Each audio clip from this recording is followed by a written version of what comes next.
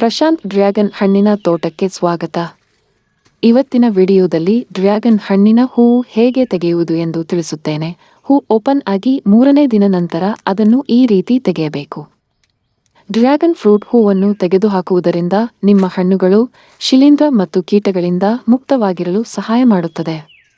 ಇದು ಸಂಭವಿಸಬಹುದಾದ ಕೊಳೆತವನ್ನು ತಡೆಗಟ್ಟಲು ನಿಮ್ಮ ಡ್ರ್ಯಾಗನ್ ಫ್ರೂಟ್ನಲ್ಲಿ ತೇವಾಂಶವನ್ನು ಸೀಮಿತಗೊಳಿಸಲು ಸಹಾಯ ಮಾಡುತ್ತದೆ.